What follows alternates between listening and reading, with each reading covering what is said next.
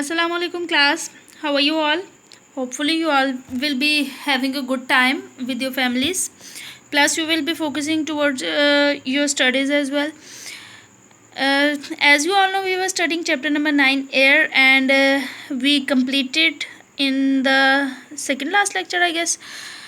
And in the previous lecture we completed the MCQs of this chapter, isn't it?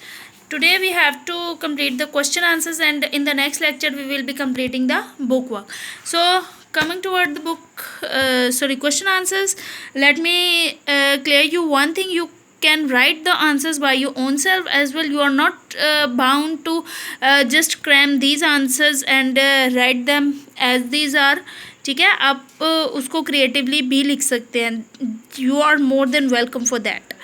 So first question is name the different layers of atmosphere. Atmosphere की different layers के नाम लिखने हैं. You all know कि atmosphere की 5 layers हैं: exosphere, thermosphere, mesosphere, stratosphere and troposphere.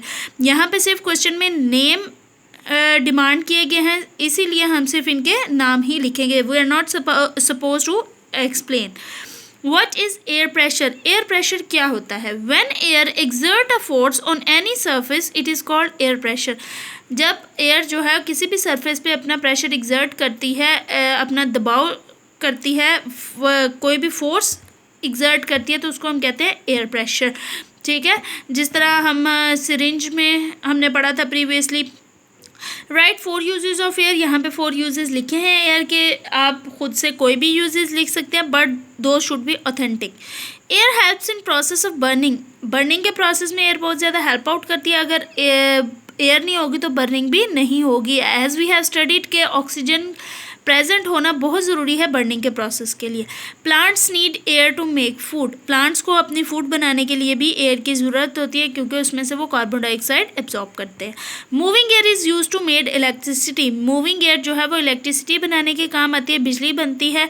किस तरह से? मूविंग एयर से टर्बाइंस चलती हैं, विंड वेन्स चलती हैं, विंड मिल्स चलती हैं, जिससे के इलेक्ट्रिसिटी जनरेट होती है. Air is necessary for breathing. Most important, सांस लेने के लिए एयर ज़रूरी होती है. अगर एयर नहीं होगी तो ब्रीदिंग भी नहीं हो सकती.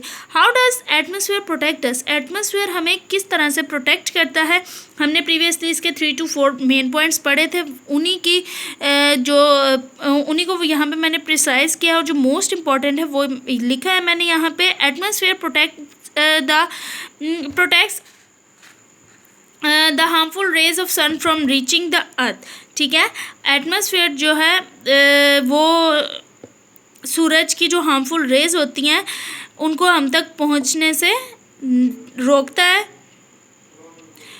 यहाँ पे आप इस तरह से लिखेंगे: atmosphere protect us from the harmful raise. It is done by ozone layer in atmosphere. ये जो हार्मफुल रेज होती है वो हम तक किस तरह से नहीं पहुँच पाती, क्योंकि ओजोन जो है वो इसको प्रोटेक्ट कर रहा होता है.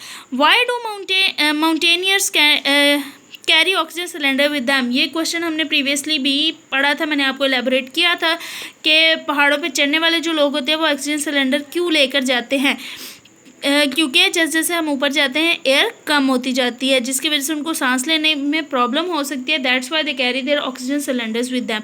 एयर प्रेशर भी कम होता जाता है. As we go up on the mountains the amount of air decreases. We may have difficulty in breathing. That is why the mountaineers carry oxygen cylinders with them.